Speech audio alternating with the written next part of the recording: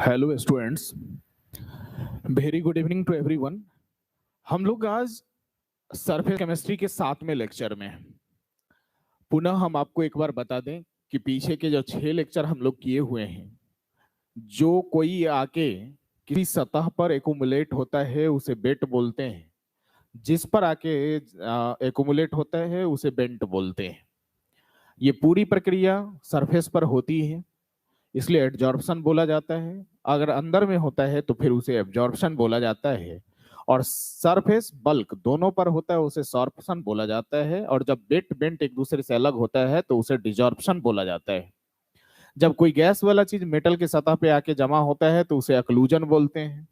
फिर extent of adsorption, जो जमा होता है आके उसका वजन, जिस पे जमा होता है उसके वजन के अनुपात को हम लोग एक्सटेंट ऑफ एडजॉर्प्शन बोलते हैं। फिर एक्सटेंट ऑफ एडजॉर्प्शन विभिन्न कारकों से प्रभावित होते हैं। ये सारी कहानी हम लोग बैक में कर चुके हैं। पिछले लेक्चर, छठे लेक्चर में हम लोग ये भी कर चुके हैं कि एडजॉर्प्शन आइसोथर्म, आइसो का मतलब सेम या कांस्टेंट, थर्म का मतलब टेम्परेचर। तो कहा क्या कि टेम्परेचर कांस्टेंट हो तब के केस में, अगर हम लोग कोई गैस वाला चीज सॉलिड पे आके एक्यूमुलेट हो सतह से, सॉलिड के सतह पर, तो उस गैस का प्रेशर एक्सटेंट ऑफ एडजॉर्प्शन के बीच में रिलेशन होता है कांस्टेंट टेम्परेचर पर। जब उस रिलेशन के बारे में, मैथमेटिकल रिलेशन के बारे में जानते हैं, तो वो बात कहलाती है एडजॉर्प्शन आइसोथर्म। फिर उसमें ये भी समझे कि एडजॉर्प्शन आइसोथर्म में भी 2 पॉइंट पढ़ने हैं। लैंगमुर एडजॉर्प्शन फ्रेंडलीच एडजॉर्प्शन आइसोथर्म, और दूसरे का नाम लैंगमुर। रियलिटी ये है कि आपके सिलेबस में सिर्फ एनसीईआरटी बुक में जयते चर्चा या सिलेबस जो कहिए वो फ्रेंडलीच एडजॉर्प्शन आइसोथर्म है, इसलिए मैंने भी उसका एक क्लास लगा दी जो छठा लेक्चर था। लेकिन ये जो है लैंगमुर एडजॉर्प्शन आइसोथर्म, ये आपके सिलेबस में बोलता नहीं है, फिर भी थोड़ा सा हम लोग इसके बारे में जान लेंगे और समझ लेंगे। आज के क्लास में, आज के लेक्चर में हम लोग 3 टॉपिक को, छोटे छोटे टॉपिक को कवर अप करेंगे, जिसमें ये हो गया लैंगमुर एडजॉर्प्शन।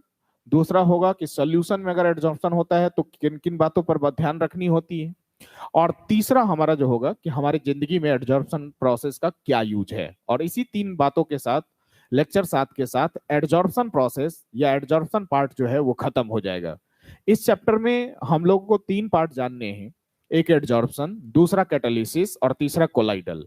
तो एडजॉर्प्शन में 7 क्लास होंगे, लगभग 5 क्लास आपको कैटालिसिस भी ले लेगा, 4 से 5 क्लास, और फिर 8 से 9 क्लास लगभग कोलाइडल सॉल्यूशन, मतलब 20 से 21 लेक्चर हम लोग कर लेंगे तो ये सरफेस केमिस्ट्री जाके खत्म हो जाती है। तो चलिए हम लोग बात करते हैं लैंगमुर एडजॉर्प्शन आइसोथर्म। बात तो ये है कि इसको देने वाले वैज्ञानिक इरविन साहब थे। इरविन लैंगम्यूर पूरा नाम थे, तो पहले उनका नाम दे दें हम पूरा। Given by Irving लैंगम्यूर।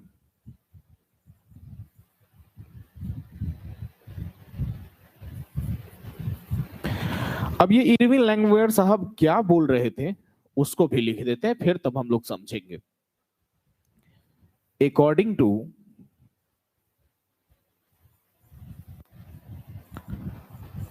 लैंगम्यूर,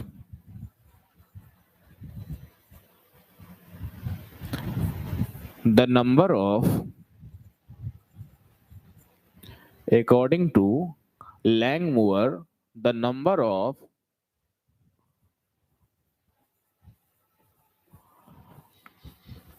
adsorbate molecules striking over adsorbent is directly proportional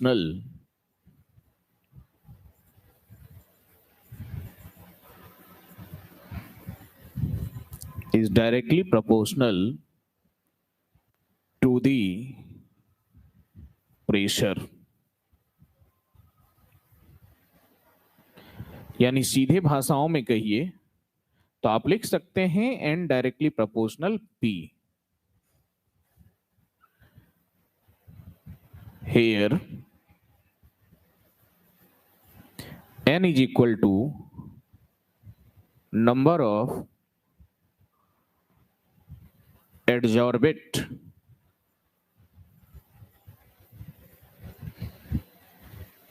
molecules, p P is equal to pressure of gaseous adsorbate. Gaseous adsorbate. फिर क्लियर हो लीजिए आप कि लैंगवर्ड एडजॉर्प्शन को देने वाले वैज्ञानिक का पूरा नाम इरविन लैंगवर्ड साहब थे, और इनका कहना यह है कि जब कोई गैस वाला चीज कोई सॉलिड के सतह पे आके जमा होगा तो गैस की कितनी मॉलिक्यूल की संख्या उस सतह पर आके जमा होती है वो डायरेक्टली प्रोपोर्शनल होता है किसके, कि गैस का प्रेशर क्या है। और इसलिए लिखना पड़ा number of striking gaseous molecule directly proportional to the pressure. Clear हो गया? इससे ज्यादा इसमें जानिए भी नहीं, क्योंकि ये आपके सिलेबस के बाहर की बात है। जो फ्रेंड लीच था वो आपके सिलेबस की बात था, इसलिए हम लोग उसके डिटेल ग्राफ व्राफ सब सारा कुछ दिए हुए थे। क्लियर हुए? चलिए नेक्स्ट हम लोग बात करते हैं अब क्या, तो एडजॉर्प्शन इन सॉल्यूशन। फिर पुनः हम एक बार बोल रहे हैं कि जिस समय में आप प्रथम बार वीडियो को देख रहे हैं तो उस समय में लिखिए नहीं, उस समय में फिर समझिए, और दोबारा फिर वीडियो को रोक रोक के आप कॉपी पर राइट डाउन करने का काम कीजिए। ठीक है? चलिए दूसरे टॉपिक पर हम लोग बात करते हैं, और वो दूसरा टॉपिक हमारा जो होगा, सब छोटे छोटे ही टॉपिक हैं। Adsorption in solution.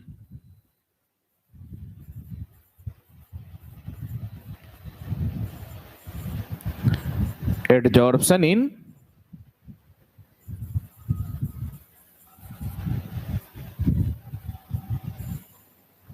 सॉल्यूशन, मतलब एडजॉर्प्शन इन सॉल्यूशन का मीनिंग क्या हुआ पहले वो जानिए। सबसे पहले ये बात हम लोग अच्छी तरह से जान रहे हैं कि सॉल्यूट प्लस सॉल्वेंट बराबर क्या होता है, सॉल्यूशन होता है। तो कहता क्या है कि होता क्या कि ये सॉल्यूट जो है सॉल्यूशन में एडजॉर्बेट की भूमिका में होती है, मतलब जो आके जमा होता है एक्युमुलेट। ये जो सॉल्वेंट होता है वो एडजॉर्बेंट की भूमिका में होती है, नंबर एक बात। और तब जाके यानी adsorbent molecule solute molecule adsorbent होते हैं, जो सॉल्वेंट एडजॉर्बेंट मॉलिक्यूल के सतह पर जमा होता है। कहां पर? तो सॉल्यूशन में। क्लियर हो गए? दूसरी बात, ये दूसरी बात बोल रहा है कि किसी भी सॉल्यूशन का एक्सटेंट ऑफ एडजॉर्प्शन जो होगा, यानी जो जमा हो, ये जो जमा हो रहा है इसका वजन बट्टे ये जिस पर जमा रहा है उसका वजन, जिसे हम लोग एक्सटेंट ऑफ एडजॉर्प्शन बोलते हैं। इसी के मास को हम लोग बोलते हैं एक्स, इसके मास को बोलते हैं एम। तो कहता क्या है कि एक्सटेंट ऑफ एडजॉर्प्शन जो होंगे वो एक्सटेंट ऑफ एडजॉर्प्शन जो प्रोसेस होगा वो हमेशा ये ध्यान में रखना है कि वो मतलब कंसंट्रेशन ऑफ सोल्यूट, यानी ये इस कितना है सॉल्यूशन पर उस पर डिपेंड करता है। तो हम लोग डबल एरो देके ही इस बात को लिख देते हैं। The adsorption in solution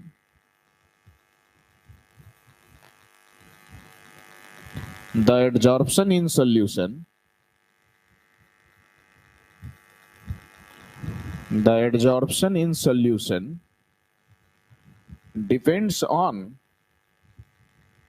the adsorption in solution depends on the concentration of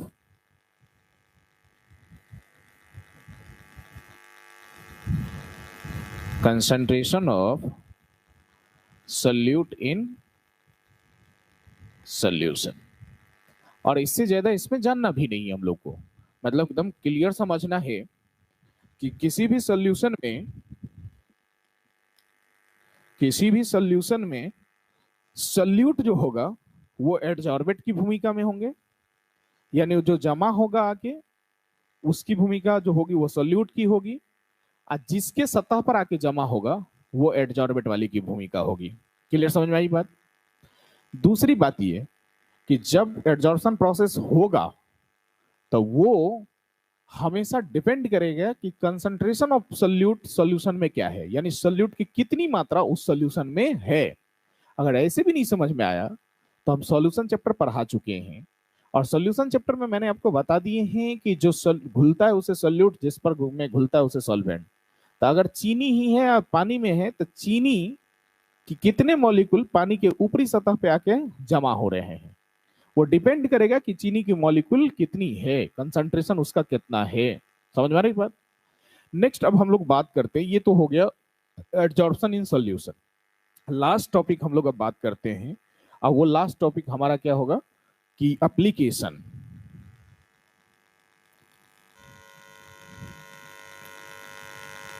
application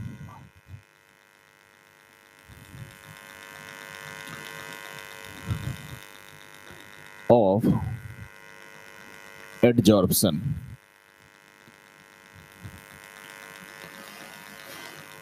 मतलब रियल जिंदगी में क्या एप्लीकेशन हम लोगों के पास है। तो थोड़ा सा लैंग्वेज बना देते हैं। There following there are following applications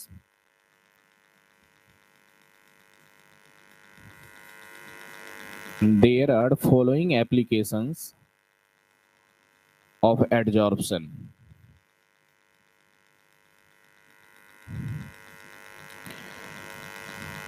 जिसमें कुछ लिख के और फिर समझते हैं। पहला जो है वो इन गैस मास्क, अभी अभी बहुत इसकी यूज हुई और ये समझा रहे हैं कि क्या होता है ये इन गैस मास्क। दूसरा चाहिए आइए इन डाइज, मतलब रंग में। तीसरा आइए in control humidity, control humidity या पॉल्यूशन भी कह सकते हैं आप। ठीक है।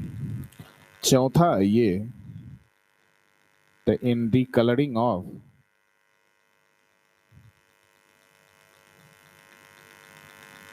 इन दी कलरिंग ऑफ डाइज। पांचवें आइए इन क्यूरिंग डिजीज। तो बहुत सारे हैं, लेकिन इतने से आपको ब्रेन में आ जाएगा कि क्या हम लोग लिखना चाह रहे हैं या बोलना चाह रहे हैं। बात समझ में आया? इसलिए टेंशन की बात नहीं है। आपके पास ये निम्नलिखित जो हैं 5 आपके पास हैं, मतलब और भी है देने के लिए, हम चाहेंगे तो और भी दे सकते हैं, लेकिन आप इतने से क्लियर हो लीजिए, समझ जाइए कि एडजॉर्प्शन क्या है। देखिए सबसे पहले अब इतना ये 5 पॉइंट को आप रोक के लिख लीजिएगा और समझिए कि मीनिंग हमारी जिंदगी में एडजॉर्प्शन का क्या यूज है। तो हमारे जिंदगी में एडजॉर्प्शन के धड़ल्ले और हर जगहों पर यूज है। जैसे सबसे पहला जो लिखे हैं गैस मास्क, इसका क्या मीनिंग है वो समझिए। अभी अभी कोरोना के दौर से हम सभी लोग गुजरे हुए हैं और हम लोग को एक नई चीज सिखा के चली गई कि मास्क लगाना है। तो मास्क का काम क्या होता है? आप उस मास्क में भी देखे होंगे बहुत तरह के मास्क आजकल आने शुरू हुए थे। तो मास्क का मुख्य उद्देश्य ये होता है कि आपके नाक के थ्रू या मुंह के थ्रू जो भी ऑक्सीजन या हवा जाए, तो उसमें ऑक्सीजन तो जाए, लेकिन उसके थ्रू कोई वायरस नहीं जाए, कोरोना का वायरस सब ना जाए। यानी एक तरह से मास्क के ऊपरी सतह पर ही कोई गंदी चीजें, मतलब वायरस, ये सब क्या हो जाता है, जमा हो जाता है। तो एक तरह से वो क्या है, एक सरफेस फेनोमेनन है। मास्क जो है वहां पर मास्क काम करता है किसके तरह, एडजॉर्बेंट के तरह। लेकिन उस पे जो गंदगी आके ऊपर से चिपकता रहता है वो हो जाता है क्या, एडजॉर्बेंट के तरह। तो कोरोना वायरस हो जाता है एडजॉर्बेंट। समझ में आ रहा है बात? लेकिन मास्क जो आपका है वो है एडजॉर्बेंट, जो कि सिर्फ ऊपरी सतह पर रह जाता है। समझ में आ रहा है? कोई गंदा धुलकन, अब ठीक है कोरोना का दौर था इसलिए मैंने वो एग्जाम्पल दिए, लेकिन मान लीजिए कोई धुलकन का दौर है, मतलब धुलकन फरवरी मार्च अप्रैल महीने का देखिएगा, बहुत धुलकन सब उड़ते रहता है गर्मी के मौसम में। तो धुल का हवा तेज अगर पश्चिम से चल जाती है तो उस केस में आप क्या करते हैं कि मास्क लगा लेते हैं, कहीं जाने लगते हैं साइकिल पर ही, मोटरसाइकिल पर ही। तो फिर वहां आपका मुख्य उद्देश्य क्या होता है कि जो भी धुलकन मिट्टी होगी वो इस मास्क के ऊपरे में ही जमा रहे, हमारे नाक में अंदर ना घुसे। तो वो भी एक एडजॉर्प्शन प्रोसेस ही है ना, कि धुलकन वहां एडजॉर्बेंट है और आपका मास्क जो है वो क्या है, एडजॉर्बेंट है। तो एडजॉर्प्शन प्रोसेस वहां भी यूज हो रहा है, इसलिए हमको लिखना पड़ा गैस मास्क में। क्लियर हो गए? दूसरा लिखे डाइज, रंगने में। कोई भी चीज को आप रंगते हैं, अगर आपके खिड़की में ही लोहा लगल है या ग्रिल है, उसको आप रंगते हैं तो ऐसा थोड़ा है कि लोहा के अंदर में रंग घुसा देते हैं। रंग को जो रंगते हैं तो उसके ऊपर ये सतह पर न रहता है। तो ऊपरी सतह पर जब आप रंग दे रहे हैं तो रंग हो गया एडजॉर्बेंट, और ग्रिल लोहा जो बनल है वो क्या हो गया, एडजॉर्बेंट। और ये प्रोसेस क्या हो गया, एडजॉर्प्शन। सरफेस केमिस्ट्री उसमें भी हो गया। फिर तीसरा लिखे क्या, इन कंट्रोल ह्यूमिडिटी और पोल्यूशन। इसका क्या मीनिंग है वो समझिए। अभी हम आपको कुछ एग्जांपल दें। कुछ वर्ष पहले दिल्ली के अरुण जेटली क्रिकेट स्टेडियम, जिसका पुराना नाम फिरोज शाह क्रिकेट ग्राउंड है, पुराना नाम, और नया नाम अभी है अरुण जेटली क्रिकेट ग्राउंड दिल्ली। तो वहां क्या हुआ था, कुछ दिन पहले भारत और श्रीलंका का मैच चल रहा था, टेस्ट मैच चल रही थी। उस मैच के दौरान क्या हुआ कि रोहित शर्मा बैटिंग कर रहे थे और बॉलर श्रीलंका के कोई थे, लंका करके कुछ नाम है उनके। वो बॉलिंग कर रहे थे, बॉल फेंकने के दौरान ही उसके मुंह से ब्लड आना शुरू हो गया। रोहित शर्मा को भी नाक से ब्लड आना शुरू हो गया। फलता उस मैच को 2 या 3 दिन के बाद ही रोक देना पड़ा। और वहाँ दिल्ली गवर्नमेंट से ये मतलब कंप्लेन किया गया कि यहाँ के मौसम मतलब बहुत प्रदूषित है, इसको कंट्रोल कीजिए तब ये यहाँ कोई मैच खेल पाएगा। देखिए वहां घटना क्या हुई वो समझिए। जब मौसम में अगर ह्यूमिडिटी बहुत है, पोल्यूशन बहुत है, गंदगी बहुत है, तो कोई बॉलर अगर दौड़ रहा है या कोई क्रिकेटर बैटिंग कर रहा है, खेल रहा है, या कोई भी खेल में खेल रहा है, तो उस समय में शरीर को बहुत ज्यादा ताकत चाहिए रहता है। अब बहुत ज्यादा ताकत अगर चाहिए तो उसके लिए हम लोग को बहुत तेजी से सांस खींचना पड़ता है। तो होता क्या है कि जब कोई खिलाड़ी खेल रहा है, बॉलर बॉलिंग कर रहा है, बैट्समैन बैटिंग कर रहा है, दौड़ना पड़ रहा है, तो ताकत ज्यादा चाहिए।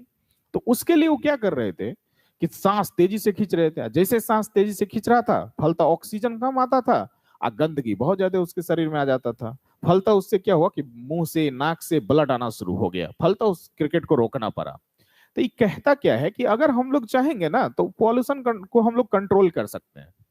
तो फिर कैसे भाई कंट्रोल कर सकते हैं, तो बोला कि एक ऐसा काम करें कि जहां पर लगे कि मिट्टी धुलकन उस वहां के वातावरण में, पर्यावरण में बहुत गंदगी हो गई है, तो क्यों ना हम लोग एक आर्टिफिशियल वर्षा करा दें। आर्टिफिशियल वर्षा का मतलब होता है कि एक ऐसा मशीन लगा दें जो लगभग 2-4 किलोमीटर के रेंज में वर्षा की तरफ, फुहारा की तरफ पानी को छोड़े। और जो भी वातावरण में गंदगी रहेगा वो पानी में घुल के जमीन पर, पृथ्वी पर गिर जाएगा। फलता ही वातावरण में ऑक्सीजन क्या हो रहेंगे, ऑक्सीजन ही सिर्फ रहेगा, गंदगी नहीं रहेगा, सांस लेने में दिक्कत नहीं आएगी। तो कहता है कि उस समय में हम लोग एडजॉर्प्शन प्रोसेस का यूज करते हैं। कोई ऐसे पानी या कोई भी केमिकल को छोड़ते हैं जो गंदगी को अपने में चिपका ले और नीचे जमीन पर गिरा दे, तो वो भी एक क्या है, एडजॉर्प्शन प्रोसेस ही। क्लियर समझ में आया बात। उसके बाद लिखे इन डीकलरिंग ऑफ डाइज। डी का मतलब हटाना, कलरिंग। कहता है कि मान लीजिए कोई खिड़की है, कोई ग्रिल है, और उस पर पहले से कोई कलर आप किए हुए हैं, लेकिन मान लीजिए आपको वो कलर पसंद नहीं पड़ा या पुराना हो गया, लेकिन उसी कलर पर से कोई दूसरा कलर कीजिएगा, रंग चढ़ाइएगा, तो होता क्या है कि रंग तुरंत अपने आप गिरना, झरना शुरू हो जाता है। तो हम या जो भी उसके मिस्त्री होते हैं वो आपको क्या बोलेंगे कि पहले कोई ऐसा केमिकल लगा देते हैं जिससे कि पुराना रंग इस लोहा पर से क्या हो जाए, झड़ जाए, तब नया पेंट शुरू कर देंगे। तो आप क्या कर रहे हैं कि एक ऐसा केमिकल उसके ऊपर चढ़ा रहे हैं सतह के ऊपर, तो एक एडजॉर्प्शन प्रोसेस हो गया। जो कि वो कलर पहले से, देखिएगा ऐसा ऐसा केमिकल आता है जो लगा दीजिए आप, फेसबुक यूट्यूब सब पर वीडियो तो देखे ही होइएगा कि ऐसा केमिकल सब आता है जो कोई मान लीजिए लोहा का आइटम है, इसके ऊपर चढ़ा दीजिएगा तो इसका अपना रंग जो है वो झरझर के सब अपने 1-1.5 घंटा 2 घंटा के बाद गिर जाता है। तब आप साफ सफाई कर लीजिए, नया रंग चढ़ाइए। तो उसी को हम लोग बोलते हैं डी कलरिंग, कि पहले से अगर कोई रंग है और आपको पसंद ना पड़ा या बहुत पुराना हो गया तो वो रंग को हटा के कोई दूसरे रंग को चढ़ा दीजिए। तो वो भी एक एडजॉर्प्शन प्रोसेस है। फिर लास्ट में लिखे इन क्यूरिंग डिजीजेज, कोई भी बीमारी सब है उसको भी सही करने के लिए आजकल इसका यूज किया जाता है। अगर किसी के फेफड़े में कोई गड़बड़ी है और कोई चीज ऐसा है जो उसके ब्रोंक्यूल सब में जाके जमा हो गया है गंदगी, फलता वो सांस नहीं ले पाता, ऑक्सीजन लेने में दिक्कत हो जाती है, तो हम लोग एक ऐसे स्प्रे सब देते हैं केमिकल, जैसे नेजल स्प्रे सब आता है कि नाक के थ्रू देते हैं, कि जो नाक में गंदगी होगा उस सबको क्या करेगा, अपने में चिपका के उसको हटा देगा, साइड हो जाएगा, मतलब रास्ता खुला रहेगा जिससे कि ऑक्सीजन लेने में कहीं कोई दिक्कत नहीं होगा। तो बहुत सारी बीमारियां हैं उसको भी सही करने के लिए यूज किया जाता है एडजॉर्प्शन प्रोसेस का। यानी हमारी जिंदगी में एडजॉर्प्शन एक ऐसी प्रोसेस है जिसको जगह जगह पर, हर जगह पर, इस कोरोना दौर में तो मास्क के रूप में हर जगह पर आप धड़ल्ले यूज किए हुए हैं। तो एडजॉर्प्शन एक ऐसा पार्ट था जो हमारे जिंदगी की बहुत यूजफुल पार्ट थे। सारे थियरी, परिभाषा, डिफिनीशन, टर्म, उसके यूज, कारण, सारा कुछ आप पढ़े हुए हैं इस 7 लेक्चरों में। एक बार पहले देख लीजिएगा, फिर देखने के बाद वीडियो को रोक रोक के आप पुनः लिखिएगा। ये 7 लेक्चर पूरा एडजॉर्प्शन प्रोसेस का था। आगे के 4-5 लेक्चर जो होंगे वो कैटालिसिस प्रोसेस का होगा। फिर आगे के 7-8 लेक्चर जो होंगे वो कोलाइडल सॉल्यूशन के पार्ट होंगे, थोड़ी सी सस्पेंशन की भी बात होगी। ओवरऑल 20 लेक्चर, 20 से 21 लेक्चर के आसपास हमारा ये चैप्टर चलेगा, तब जाके ये खत्म होगा। बड़ी बात मैं आपको ये बोल दूं कि आपके एग्जाम में ये 1 से 2-3 नंबर ऐसे ही क्वेश्चन आते हैं। पूर्णतः थियोरेटिकल चैप्टर है, न्यूमेरिकल नाम का कोई बहुत बड़ी बातें कुछ है नहीं इसमें। इसलिए अगर हम लोग ऑनलाइन वे में भी पढ़ लिए हैं तो कहीं पर कोई कष्ट नहीं होगा, इसलिए कि थियोरी थियोरी है, कहीं कोई बुद्धि की बात नहीं, आसान सा एक चैप्टर है, समझना भी आसान है, पूरा का पूरा थ्योरी है। इसलिए हमने चाहे कि नहीं काहेला समय मेन हम लोग ऑफलाइन में बर्बाद करें, कुछ चैप्टर ऐसे जिसको ऑनलाइन में ही रख लेते हैं, 1-2 नंबर की कहानी है, बस उसी के साथ खत्म हो जाएगी। आजकल हम लोग का आदत बनी गया है कि थोड़ा सा मोबाइल पर समय बिताने का, तो चलो कुछ अच्छा ही हो जाए। मोबाइल पर समय बिताने का है तो डेली 10-20 मिनट 25 मिनट का समय बिता लेते हैं, कुछ अच्छा ही हो जाएगा। सिलेबस हमारा आसान रहेगा। सिलेबस हमारा पूर्ण टारगेट यही होता है कि सिलेबस हमारा नवंबर तक में खत्म हो जाए, दिसंबर 1 महीना हम रिवीजन करा दें और बच्चे अपने एग्जाम के लिए चले जाएं। हमारा पूरा टारगेट यही होता है और उसी पर हम कायम रहते हैं, उससे इधर उधर नहीं होते हैं। तो उसी सबको देखते हुए हम मैनेज करने का प्रयास करते हैं। तो ये एडजॉर्प्शन प्रोसेस खत्म हो गए, एक पार्ट खत्म हो गया। 8वें लेक्चर से हम लोग कैटालिसिस को शुरू करेंगे और तब हम लोग बात करेंगे कैटालिसिस और उसी में कैटालिसिस, फिर एंजाइम कैटालिस्ट, बहुत सारी बातें उसमें भी होगी। तो फिर बात करते हैं हम लोग 8वें लेक्चर में। तब तक आप इस सब पीछे के सभी लेक्चर को पुनः दोबारा देख देख के रिवीजन कीजिए, समझिए। कहीं कोई प्रॉब्लम होगा, इश्यू होगा तो फिर आप क्लास के ऑफलाइन में भी आके पूछ सकते हैं, या कोई प्रॉब्लम लगे तो फिर दोबारा उसको हमारा आसानी से बता सकते हैं। बात समझ में? तो मिलते हैं हम लोग नेक्स्ट लेक्चर 8वें लेक्चर में जाके। तब तक सबों को बहुत बहुत धन्यवाद।